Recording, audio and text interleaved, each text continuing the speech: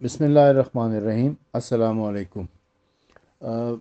عید میلاد النبی کے حوالے سے جو ہم نے جناب رسالت مآب صلی اللہ علیہ وآلہ وسلم کی فضائل اور مناقب بیان کرنے کا ایک سیریز شروع کر رکھی ہے، اس میں گزشتہ روز میں نے یہ بتایا تھا کہ قرآن اور حدیث کی روح سے رسول اکرم صلی اللہ علیہ وآلہ وسلم کی ذات بابرکات نور ہے۔ قرآن کی آیت بھی آپ کی خدمت میں پیش کی تھی اور کچھ احادیث بھی پیش کی تھی۔ ان میں جو احادیث تھیں وہ زیادہ تر اہل تشیع کی کتب سے تھی۔ آج میں آپ کی خدمت میں اہل سنت کی کتابوں سے وہ احادیث پیش کروں گا جس سے پتہ چلتا ہے کہ رسول اکرم صلی اللہ علیہ وآلہ وسلم کی ذات بابرکات جو ہے وہ نوری ہے اور ان کی تخلیق نوری ہوئی ہوئی ہے۔ اہل اسلام پر یہ بات قطعاً مخفی نہیں ہے کہ سید عالم صلی اللہ علیہ وآلہ وسلم پوری مخلوق سے زیادہ لطیف، زیادہ نفیس، افضل، اکمل، اعلیٰ اور احسن ہیں۔ قرآن کریم میں آپ کی بے مثال حسن و نفاست کو یوں بیان کیا گیا ہے۔ سورہ توبہ کی آیت نمبر 128 میں اللہ تبارک و تعالی ارشاد فرماتا ہے، لَقَدْ جَاءَكُمْ رَسُولٌ مِّنْ أَنفُسِكُمْ، بے شک تشریف لایا ہے تمہارے پاس ایک برگزیدہ رسول جو تم میں سے ہے۔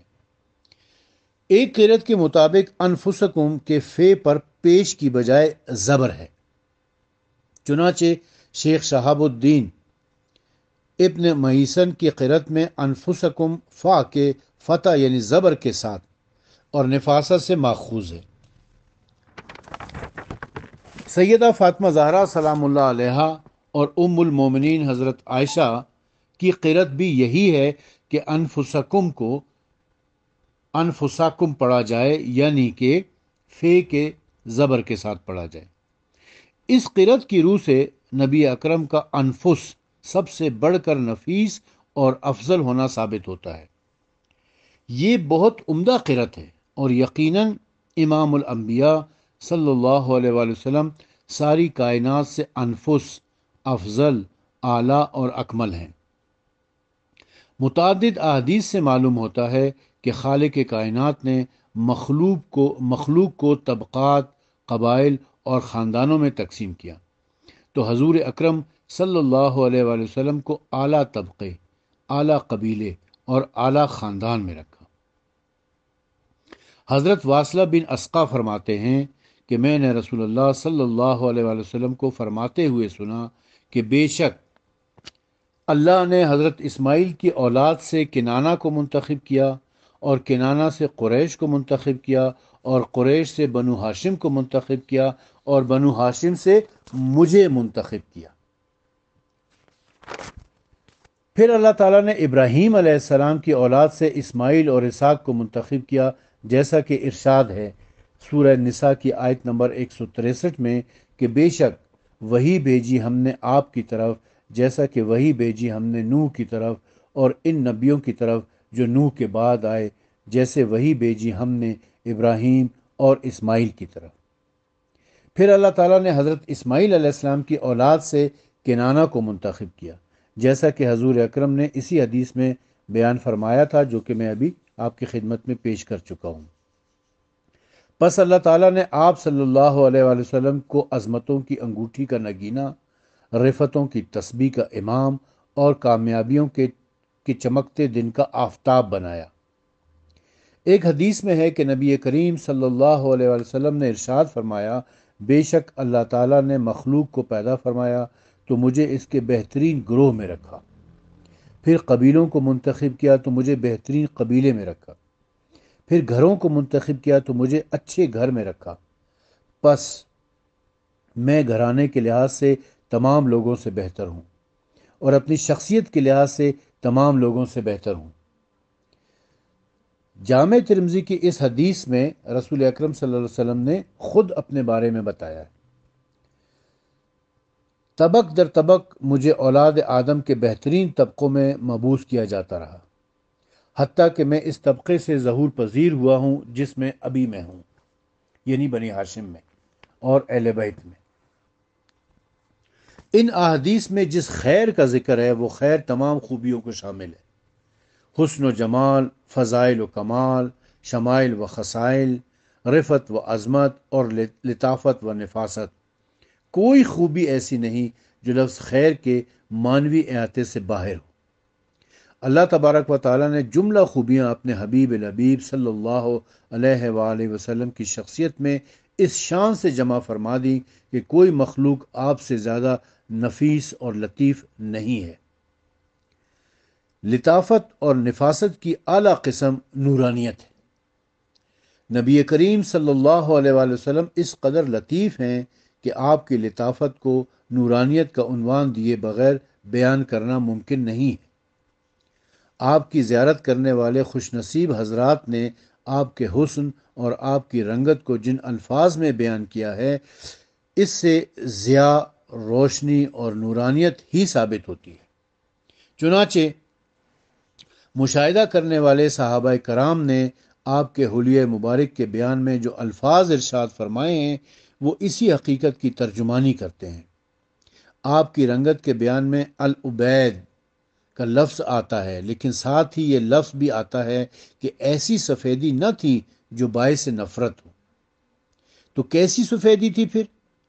حضرت عمر اور مولا علی علیہ السلام فرماتے ہیں کہ رسول اللہ صلی اللہ علیہ وآلہ وسلم سرخی کی آمیزش کے ساتھ بہت زیادہ سفید رنگت والے تھے۔ سرخی کی آمیزش کے ساتھ۔ پھر اس رنگت میں جو روشنی اور چمک تھی، اسے مختلف الفاظ میں بیان کیا گیا ہے۔ بخاری اور مسلم میں حضرت انس بن مالک سے مروی ہے، ایک حدیث ہے کہ جس میں ازر اللون کے الفاظ آئے ہیں، یعنی خوب چمکتی رنگت والے۔ ان الفاظ میں نورانیت، روشنی اور چمک کے معنی موجود ہیں۔ بعض حضرات نے فرمایا ہے کہ آفتاب کی وہ روشنی جو آندھی کے وقت ذرا سی ہلکی نظر آتی ہے، وہ ازہر ہے۔ امام بیہقی نے اس تشریح کو درست قرار دیا ہے۔ بیہقی ایک اور مقام پر فرماتے ہیں کہ امام قطیبی فرماتے ہیں کہ ازر اللون کا معنی ایسا سفید رنگ جو روشنی پھیلاتا ہو۔ اسی لیے ایک ستارے کو اس کی شدید روشنی کے باعث زہرہ کہا جاتا ہے۔ اس روشنی کو حضرت ام معبد رضی اللہ تعالیٰ عنہ نے حسب ذہن الفاظ میں بیان کیا ہے۔ میں نے ایک واضح، صاحب جمال، روشنی بکھیرنے والے، حسین خلقت والے شخص کو دیکھا تھا۔ یعنی یہ حضرت ام معبد رضی اللہ تعالیٰ عنہ رسول اکرم صلی اللہ علیہ وسلم کے بارے میں بیان فرما رہے ہیں۔ کیا کہتے ہیں وہ کہتی ہیں کہ میں نے ایک واضح، صاحب جمال، روشنی بکھیرنے والے، حسین خلقت والے شخص کو دیکھا، یعنی جناب رسالت مآب صلی اللہ علیہ وآلہ وسلم کو دیکھا تھا۔ ام معبد کا مطلب یہ ہے کہ آپ کا چہرہ اقدس نور کی کرنیں پھیلاتا تھا۔ جامع ترمذی میں لکھا ہے کہ جابر بن سمرہ سے منقول ہے کہ وہ کہتے ہیں کہ میں ایک مرتبہ چاندنی رات میں حضور اقدس صلی اللہ علیہ وآلہ وسلم کو دیکھ رہا تھا۔ حضور پرنور صلی اللہ علیہ وآلہ وسلم اس وقت سرخ جوڑا زیب تن فرما تھے۔ میں کبھی چاند کو دیکھتا اور کبھی آپ کے رخ انور کو۔ بلا آخر میں نے یہ فیصلہ کیا کہ حضور اکرم صلی اللہ علیہ وآلہ وسلم یقیناً چاند سے کہیں زیادہ حسین و جمیل اور منور ہے۔ سبحان اللہ۔ بعض روایات میں یہ الفاظ ہیں، پس بالیقین میری نگاہوں میں چاند سے زیادہ حسین تھے۔ یہاں چاند سے زیادہ حسین ہونے کا مطلب یہ ہے کہ آپ چاند سے زیادہ روشن تھے، ورنہ چاند کے کوئی خد و خال اور نقش و نگار تو نہیں ہے۔ چاند کی خوبی صرف اس کا روشن اور چمکدار ہونا ہے۔ جامع ترمذی میں لکھا ہے کہ ابو اسحاق کہتے ہیں کہ کسی شخص نے حضرت برہ بن عازب رضی اللہ تعالیٰ عنہ سے پوچھا کہ کیا حضور اقدس کا چہرہ مبارک تلوار کی طرح شفاف تھا؟ انہوں نے کہا کہ نہیں، بلکہ بدر کی طرح روشن گولائی لیے ہوئے تھا۔ بدر کہتے ہیں 14ویں کے چاند کو۔ 13ویں اور 14ویں کا جو چاند جو مکمل روشن ہوتا ہے نا، اسے بدر کہا جاتا ہے۔ امام دارمی روایت کرتے ہیں کہ حضرت عبداللہ ابن عمر نے فرمایا، رسول اللہ صلی اللہ علیہ وآلہ وسلم سے بڑھ کر میں نے کسی کو مشکل امور انجام دینے والا، آپ سے بڑھ کر سخی، آپ سے بڑھ کر بہادر، آپ سے بڑھ کر خوبصورت اور آپ سے بڑھ کر روشن نہیں دیکھا۔ یعنی روشن سے مراد چہرے کی روشنی ہے، وہ چہرے کا نور جو آپ کے چہرے سے ساطع ہوا کرتا تھا۔ خیال رہے کہ ان تمام احادیث میں مانوی روشنی کا نہیں بلکہ مادی اور حصی روشنی کا ذکر ہو رہا ہے۔ اس کی مزید توضیح اس حدیث پاک میں موجود ہے کہ ام المومنین حضرت عائشہ فرماتی ہیں کہ میں نے حضرت حفصہ بنت رواحہ سے عارضی طور پر سوئی مانگی۔ میں اس کے ساتھ رسول اللہ صلی اللہ علیہ وسلم کا کپڑا سی رہی تھی کہ وہ مجھ سے گم ہو گئی، گر گئی کہیں پر اندھیرے میں۔ بہت تلاش کیا لیکن نہ ملی۔ اتنے میں رسول اکرم صلی اللہ علیہ وآلہ وسلم تشریف لائے تو آپ کے چہرہ مبارک کی شعاع سے سوئی چمکنے لگی تو میں ہنس پڑی۔ یعنی رسول اکرم صلی اللہ علیہ وآلہ وسلم کے چہرہ مبارک سے ایسا نور نکلتا تھا، ایسی روشنی نکلتی تھی کہ پورا کمرہ روشن ہو گیا، اور ام المومنین حضرت عائشہ نے وہ سوئی ڈھونڈ لی۔ اسی کو بعض احادیث میں یوں بیان کیا گیا ہے کہ گویا کہ سورج آپ کے چہرے میں گردش کر رہا ہے، صلی اللہ علیہ وآلہ وسلم۔